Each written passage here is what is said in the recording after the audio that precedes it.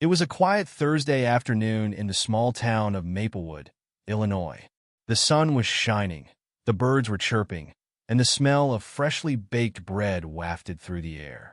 But inside Elegant Threads, a trendy boutique on Main Street, chaos was about to erupt. "Ma'am, I'm going to need you to step away from the register," said Officer Greg Thompson, his hand resting on his holstered gun. His voice was firm, but his eyes darted nervously around the store. Standing in front of him was a tall, elegant black woman with her arms crossed. Her name was Vanessa Carter, and she was the owner of Elegant Threads. But Officer Thompson didn't know that. Not yet. Vanessa raised an eyebrow, her expression a mix of confusion and defiance. "Excuse me? This is my store? Who do you think you are, barging in here like this?" Behind Officer Thompson stood a red-faced man in a cheap suit. His name was Frank Miller, the manager of the new big-box store that had just opened across the street. Frank had called the police, claiming that Vanessa was causing a disturbance and refusing to leave the premises. What he didn't mention was that Vanessa had caught him trying to steal from her store just minutes earlier. "Listen, lady," Frank sneered, pointing a finger at Vanessa. "You're trespassing. This store belongs to me now. I bought it last week." Vanessa laughed, a deep, rich sound that filled the room. "You bought it? That's funny, because I'm pretty sure I'm still paying the mortgage. Maybe you should check your paperwork again, Frank."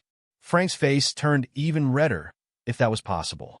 He turned to Officer Thompson and barked, "Arrest her. She's clearly delusional." Officer Thompson hesitated. Something about Vanessa's confidence made him uneasy. But Frank was his boss's cousin, and he didn't want to risk losing his job. With a sigh, he pulled out his handcuffs and stepped toward Vanessa. "Ma'am, I'm going to have to take you in for questioning," he said, his voice softer now. "Please don't make this harder than it has to be." Vanessa's eyes narrowed. She didn't move.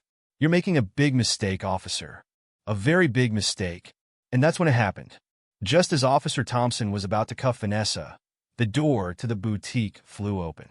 In walked a man in a sharp suit, holding a briefcase and looking like he'd just stepped out of a courtroom drama. His name was Marcus Johnson, and he was Vanessa's lawyer. "Officer Thompson," Marcus said, his voice calm but commanding, "I suggest you put those handcuffs away before you embarrass yourself." Frank spun around, his eyes wide.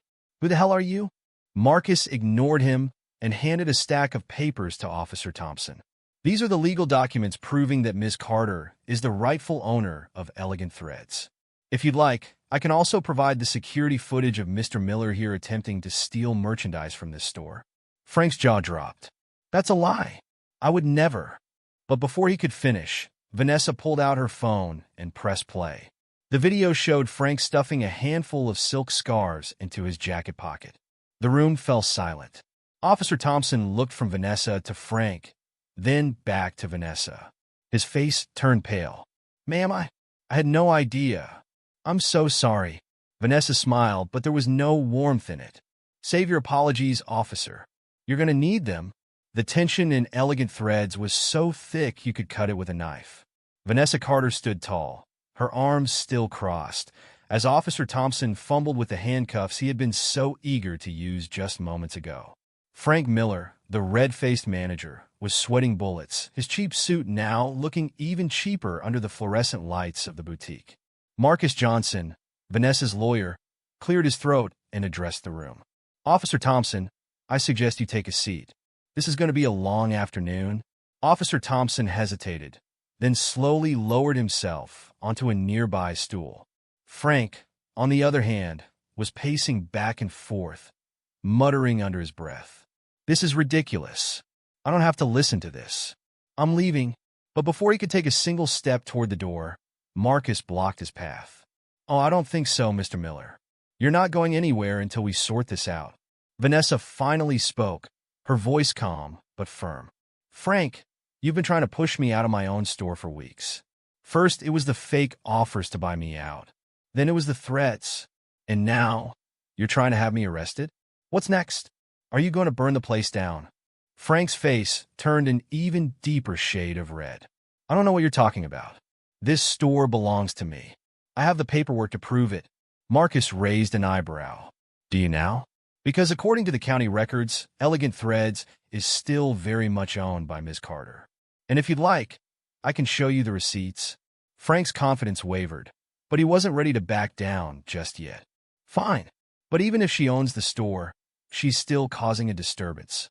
I have every right to call the police. Vanessa laughed, a sound that was both amused and exasperated. A disturbance? Frank, you were the one causing a scene. You came in here, tried to steal from me, and then called the police when I caught you. If anyone's causing a disturbance, it's you. Officer Thompson, who had been silent up until now, finally spoke up. Ms. Carter, I didn't know. Frank told me you were trespassing. I was just doing my job. Vanessa turned to him, her expression softening slightly. I understand that, officer, but you should have done your due diligence before jumping to conclusions. Not everyone is who they seem to be. Frank, sensing that the tide was turning against him, made one last desperate attempt to save face. This is all a misunderstanding. I'll just leave, and we can forget this ever happened. But Vanessa wasn't having it. Oh no, Frank, you're not going anywhere. Not until we settle this once and for all. And that's when the door to the boutique opened again. This time, it was a woman in a sharp business suit, carrying a briefcase and looking like she meant business. Her name was Sarah Collins, and she was the CEO of Carter Enterprises, one of the largest retail chains in the country. Frank's eyes widened in shock. Sarah, what are you doing here? Sarah ignored him and walked straight over to Vanessa. Miss Carter, I'm so sorry for the inconvenience. I came as soon as I heard. Vanessa smiled, a genuine smile this time. Thank you, Sarah. I appreciate it. Frank looked from Vanessa to Sarah, his confusion growing by the second. Wait a minute. What's going on here? Why are you calling her Ms. Carter? Sarah turned to Frank, her expression cold. Because Frank, Vanessa Carter is the owner of Carter Enterprises. She's your boss's boss. And you just tried to have her arrested in her own store. Frank's jaw dropped. What? That's impossible. She's just a small-town boutique owner. Vanessa chuckled. Oh, Frank, you really should have done your homework. Elegant Threads is just one of my many ventures. I own over 100 stores across the country, including the big box store you manage. Frank's face turned pale. But, Officer Thompson, who had been sitting quietly, finally stood up. Miss Carter, I don't know what to say. I'm so sorry for my actions. I had no idea. Vanessa nodded. I understand, officer, but you need to be more careful in the future. Not everyone is as forgiving as I am. Frank, realizing that he was well and truly screwed, made one last desperate plea. Miss Carter, please. I didn't know who you were. I'll do anything to make this right. Vanessa looked at him, her expression unreadable. Oh, Frank, you've already done enough. But don't worry, you'll have plenty of time to think about your actions. In prison. And with that, Sarah pulled out her phone and dialed a number. Hello, police? Yes, we have a situation at Elegant Threads. We need an officer to take a Mr. Frank Miller into custody. Frank's knees buckled, and he sank to the floor, his head in his hands. Officer Thompson, realizing that he had just arrested the wrong person, looked like he wanted to disappear. But Vanessa wasn't done yet. She turned to Officer Thompson and said, As for you, officer, I suggest you take a long, hard look at your actions today. Racism has no place in law enforcement or anywhere else for that matter. Officer Thompson nodded, his face filled with shame. Yes, ma'am. I understand. The sun was beginning to set over Maplewood, casting a warm, golden glow over the town. But inside Elegant Threads, the atmosphere was anything but warm. Frank Miller was sitting on the floor, his head in his hands, while Officer Thompson stood awkwardly by the door, looking like he wanted to be anywhere else but there. Vanessa Carter, now revealed to be the owner of Carter Enterprises, stood tall and composed, her lawyer Marcus Johnson by her side.